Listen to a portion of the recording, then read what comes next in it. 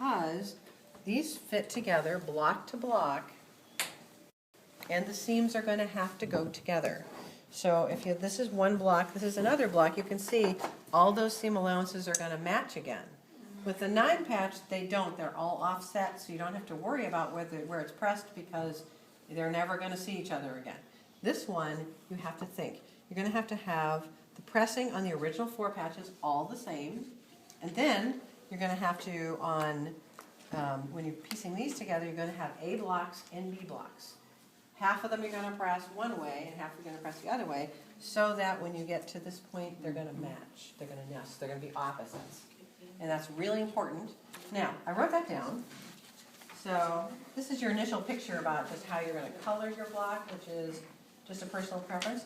The difference between the 4 patch and the 9 patch, typically the 9 patch, you mix all the blocks up together once you've got them cut in your little squares or little units, and that makes for a more interesting quilt.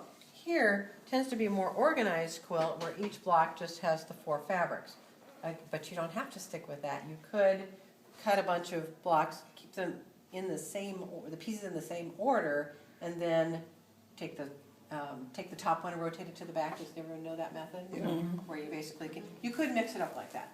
But this one has so many more pieces you have to be careful, or you're going to end up with a bunch of pieces in sideways, backwards. So your choice if you want to do that. So generally you just have the 4. You're going to piece it. My preferred method of seam allowance pressing is the spinning.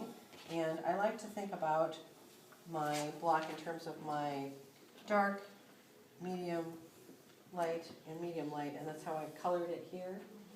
So when I'm going to press that first one towards the dark, this one towards the medium, and then spin the seam. And so my pressing diagram, which is on the next page, it shows that. Because I want to do all those the same, and then cut. Okay, so the cutting is the interesting thing. You actually have to make a decision about where to cut your block.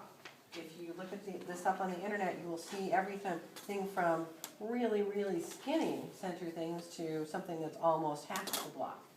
I like it when it's, if you look at the size here, if you divide it into 4, it's about 3 parts and 1 part.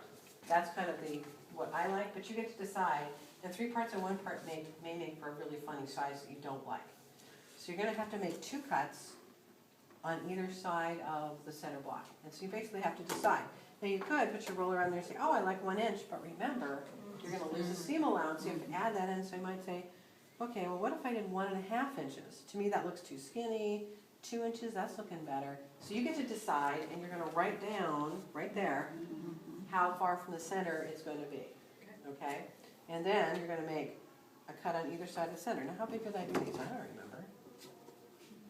You didn't write it down? I didn't write it down. I didn't have this document written down. Okay, it's 3 1/4 inches total. Okay, so how far from the center? Let's see. One more time. 1 3/4 from the center.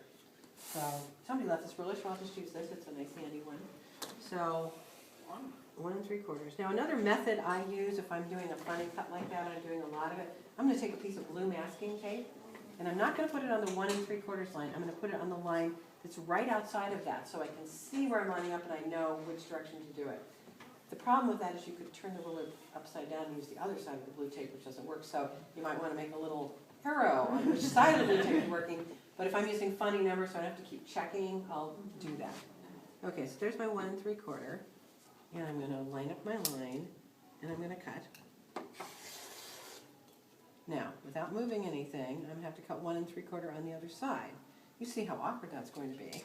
I can walk around the table at home, but here, I'll just move the cutting board around. Okay, so 1 3/4 on the other side.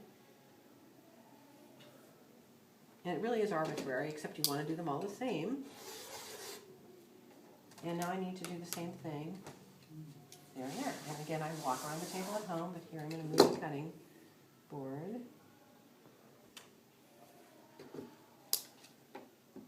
I recommend doing what you're doing now, which is cutting one block, making it, and looking at it. And sometimes you say, oh, I don't quite like the way I did that. And the spare block that you just made that you don't like can always go on the back.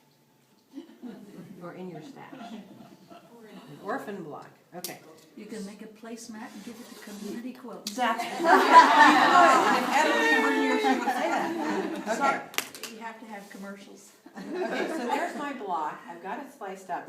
So before I do a whole lot